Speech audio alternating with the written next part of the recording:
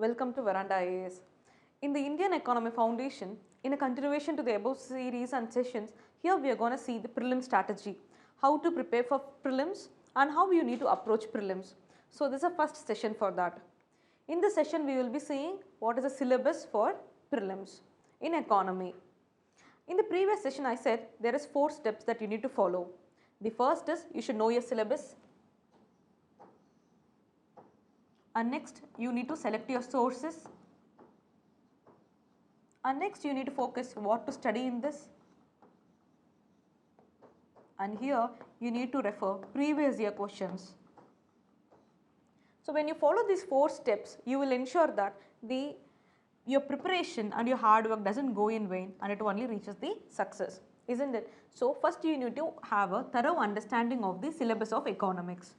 And after studying the syllabus, you need to select the appropriate sources from which sources you are going to study these topics. And after selecting the sources, you need to study like what are the areas that you need to focus upon. If a book is given to you, just don't start studying in an from first page to last page. That is not at all required in prelims or in any competitive examinations. You need to select what you are going to study so that it always gives output. In earlier session also I said about smart work and hard work. For UPSC, you need to work hard in a smart way. Okay. So next you need to focus upon previous year question. Only based upon previous year question understanding, you will be getting to know what to study. So again, by studying it, again you need to apply in previous year question and ensure whether you are able to get more marks or not. Okay. So here how to begin. In the sources also, I have said multiple sources to you, and even in that session I have explained you, please start with NCERT.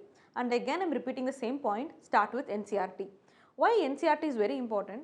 When you learn something, you should understand the bare and basic and core concept.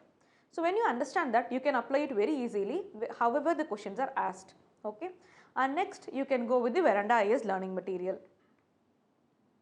And now let us start with the syllabus for prelims. Okay.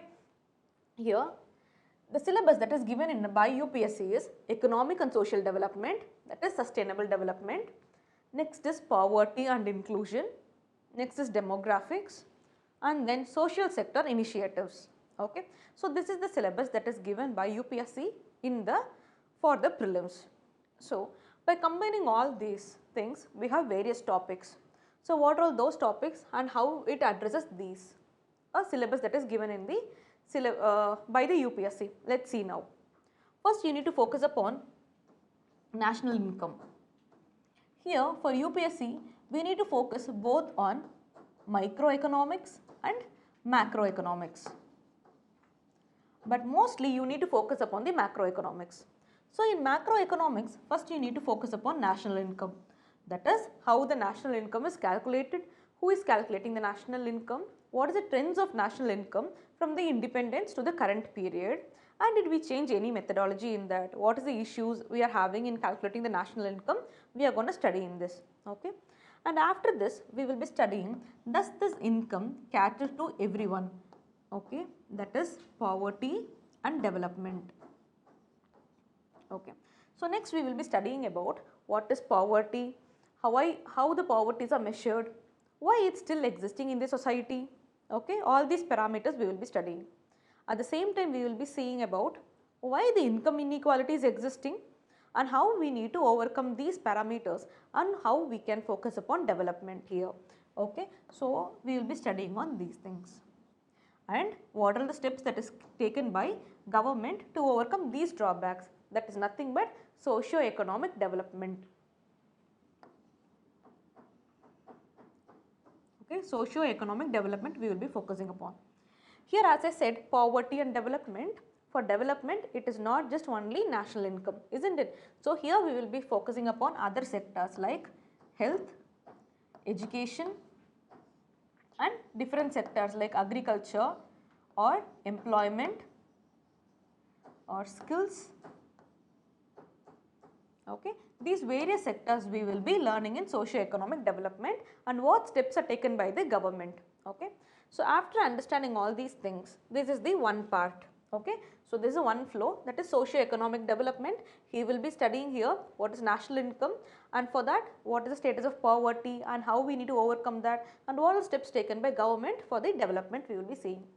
And here we will be studying one more thing, that is fiscal policy. That is steps taken by the government in ensuring the money supply so that we can overcome the poverty development, and how those money is scattered to the needs of the various sections of the society so that it leads to the development. Okay. So it is called as fiscal policy. So it is not just enough only the government takes steps, even we have many other players, isn't it? One of the important players is RBI. So the policies that is taken by RBI is called as monetary policy. So here we will be studying about monetary policy as well. Okay. So here monetary policy and fiscal policy we will be studying, and what are the different sectors that is in the monetary policy, like RBI is governing banking sector. So what are those sectors also we will be studying here. Okay. So we will be studying here about banking sector and various other financial institutions in the market. Okay, financial institutions. And here we will not just be studying about domestic financial institutions, but we will be studying about the foreign financial institutions as well. That is foreign financial institutions also we will be studying about. Okay, and we will be studying how the Indian economy has evolved through planning. Okay, and how we went for reforms through planning, like LPG reforms in 1991. All these things will also be studied here. Okay.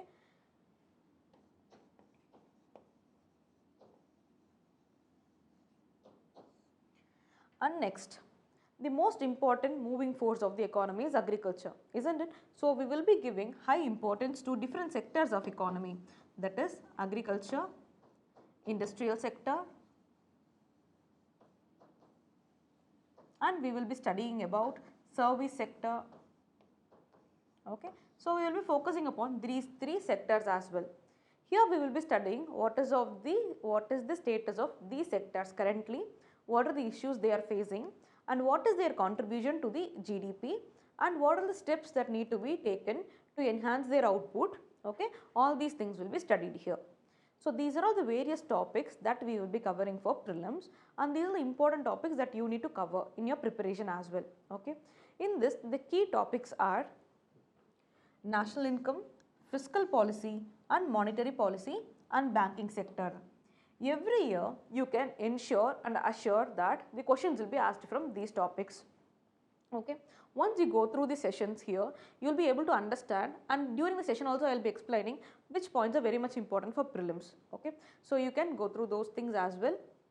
Next, the importance of Indian economy in prelims. So generally in prelims around 15 to 20 questions are asked from Indian economy, and in year 2016 the percentage of the question asked in Indian economy has reached around 30 to 40%. So economy is a very important subject which you cannot skip in your prelims examination or prelims preparation. Okay. And one is the advantage of economy is it's not like other subjects where you need to mug up things. It's completely conceptual. So once you understand the concepts very thoroughly, you can apply it in the examination and you can score very good marks. Next is weightage of economy in prelims. As I said now, since 2011 the weightage keeps increasing, and even in 2016 you can see that it has reached up to 32% of weightage. And here in economy, it is not just the topics that you are going to study like national income, agriculture, or like industry or any other sector. The government initiatives are equally important. Generally around 10 to 15 questions are asked from schemes. So you guys need to focus upon these schemes as well for the preparation. And in the upcoming sessions, I will be explaining how to study schemes, what are the different parameters that need to be focused upon while studying schemes. So what do they ask in prelims? As I said, in the prelims, you should have a concept clarity in economy, because most of the questions in economy will be application oriented. It's not just factual oriented. For an example, they might ask, if RBI increases the rate of interest, what will happen to the money supply in the economy? They can ask for these questions, you need to have a better understanding of the concept to answer the question. Next is, what are the various institutions in India and outside the country also you need to focus upon. And every time in newspaper, there are new concepts that keeps on coming in economy. Like for an example, if you can take decoupling of Indian economy with the global market. So what is meant by decoupling of Indian economy? So don't get scared with these new terms, because if a term is important, for 1 or 2 weeks the newspaper will be covering only those terms. Okay, so you can easily come across, and moreover in classes and in any RS TV channels they will be discussing about such kind of new concepts. So you will be obviously having a clarity over that concept. But what you need to ensure is, whenever you are coming across such kind of new terms, you need to note it down and you need to revise it before going to the exam. Coming across a new term is like not just you need to know it, you need to have an understanding and you should be in a position to apply it in the paper as well. Okay, so in case of economy, it is not just studying and writing the exam, it is about application. Okay, next is current issues. As I said in the first session, economy is involved, it's every day, it is keep on evolving. Not just Indian economy, even a small event like COVID causes lot of changes in the economy. So economy is an evolving subject that keeps on changing. So even in prelims, there will be lot of questions that will be asked from current affairs with related to economy. Next is how to crack the prelims questions. In this session itself, I will be, in the upcoming sessions, I will be explaining how to answer the prelims questions. So here you should know how to crack the prelims questions. As I said, have the concept clarity, and hence you should invest more time in understanding the concepts. Okay. So whenever you go to a bank, you just don't think like you are going to the bank for depositing money or anything. Just understand, in the bank if it is written banking ombudsman, try to understand and ask the person nearby, like what is meant by banking ombudsman, so how it is regulated, who is the banking ombudsman, where should I give a complaint. Okay, so have a practical understanding of the things around you. Okay, economy is not something that is distant from you where you need to go and see, it is everywhere around you. Okay, even with this pen we can speak economy for 2 hours, but I am saying is you need to understand the reality and apply whatever you study in the economy. Okay, and in the prelim strategy paper, I will be explaining with some previous year question where you will be getting to know how to answer the economy question. It is not just studying and applying, and we need little bit tricks as well. I will be explaining in the upcoming session. And as I repeating it again and again, study from different sources and based on the previous year question, make short notes and revise the short notes repeatedly. Okay, there is a guy, his name is Pradeep Kumar, who secured All India rank 100. And his father is a petrol bank employee.